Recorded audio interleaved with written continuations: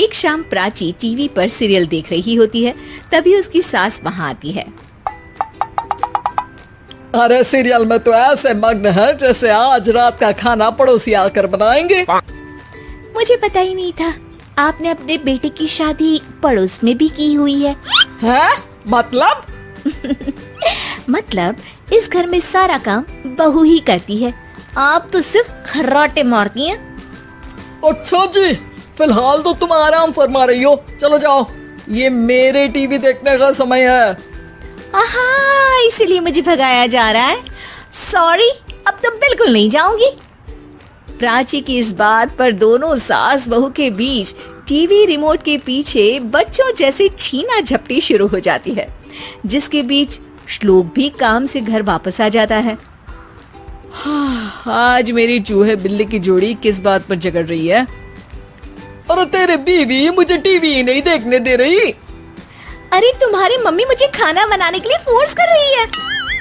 अरे वाह, ऐसे बेतुके रीजन पर तो बच्चे भी झगड़ा नहीं करते। अरे मुझे कुछ मत बोल, सब इसने ही शुरू किया है।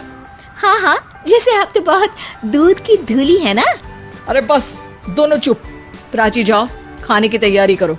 और माँ तुम छोड़ो, तुम्हें क्या बोलूं, शांति से अपना सीरियल देखो। मुझे दोबारा लड़ने की आवाज सुनाई नहीं देनी चाहिए। ऐसा बोलकर श्लोक वहाँ से चला जाता है, जिसके पीछे पीछे प्राची भी कुछ न कुछ बड़बड़ाते हुए रसोई में चली जाती है।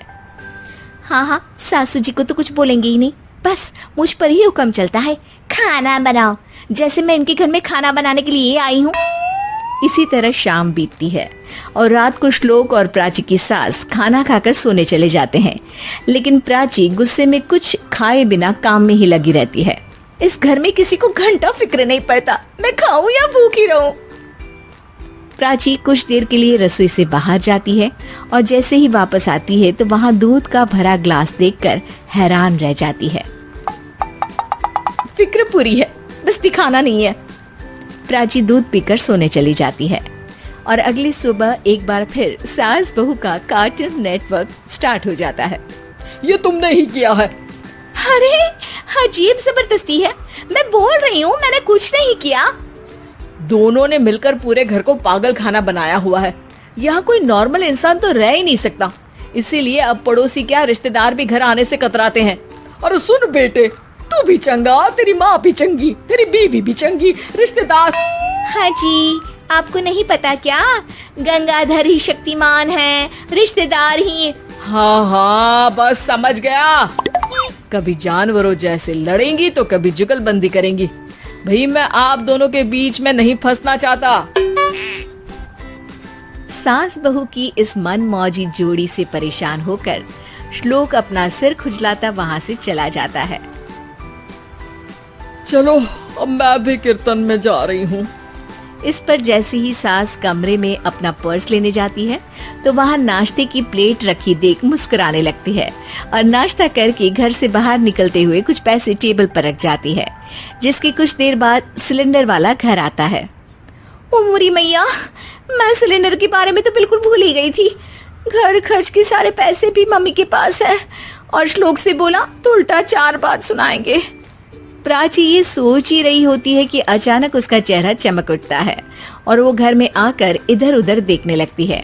तभी उसकी नजर टेबल पर रखे पैसों पर पड़ती है, जिन्हें वो सिलेंडर वाले को दे देती है। ये सब श्लोक देख लेता है। अच्छा बेटे, इतना बड़ा घोटाला, सबके सामने मैं तेरी दुश्मन और पीठ पीछे तेरी मेरी यारी। इस पर श्लोक एक प्लान बनाता है और शाम को सब एक साथ बैठे होने पर बोलने लगता है। माँ, तुम दोनों की बहुत लड़ाई होती है, इसलिए मैं सोच रहा हूँ कि प्राची को उसके घर छोड़ाऊं। इससे वो भी खुश रहेगी और तुम भी। अचानक श्लोक की ये बात सुनकर सास बहू शौक से उसकी तरफ देखती है। अरे ऐसे कैसे घर छोड़ाओगे, मुझे कहीं नहीं जाना। अरे तुमने बोला नहीं पर मैंने सुन लिया, तुम्हें मम्मी के साथ रहना अच्छा नहीं लगता, मुझे पता है। अरे वो अरे, जब बहू खुद कुछ काम बोले तो वो तुझे सुनता नहीं, और अब जो इसने बोला ही नहीं वो तू समझ गया। जब उसे नहीं जाना तो फिर जबरदस्ती क्यों कर रहा है? अच्छा, फिर आपको मौसी के घर छोड़ाता हूँ। बस अब आप दोनों एक घर में एक छत के नीचे नहीं रह सकती। मैं इस टॉम एंड जेरी की जोड़ी को और नहीं झेल सकता। है? ऐसे कैसे नहीं रह सकते? तुम्हें इतनी दिक्कत है तो तुम्हारा बोरिया बिस्तर पैक कर देती हूँ, लेकिन मम्मी जी कहीं नहीं जाएंगी। बिल्कुल यही सुनना था मुझे। अगर दोनों में इतना ही प्यार है फिर हर वक्त ये लड़ाई का नाटक क्यों करती हो? देखा मैंने कैसे माँ किचन में दूध रखती है और तुम उनके लिए कमरे में नाश्ता रखती हो, और कैसे वो पहले ही तुम्हारी दिक्कत समझकर घर में पैसे रखकर बाहर जाती है। अरे भाई, इतना ड्रामा तो डेली सोप में भी नहीं होता जितना तुम दोनों ने इस घर में फैलाया हुआ है। तू हमें टॉम एंड जेरी बोलता है ना, तो याद कर वो दोनों भी एक दूसरे को बाहर वालों की बुरी नजर से बचाने के लिए हमेशा सबके सामने लड़ते थे, लेकिन अकेले में दिक्कत के समय मदद भी तो करते थे। बस हमारा रिश्ता भी कुछ ऐसा ही है। और वैसे भी अगर सास बहू में तू मैं नहीं होती तो दुनिया वालों को कहानियां कैसे मिलेंगी?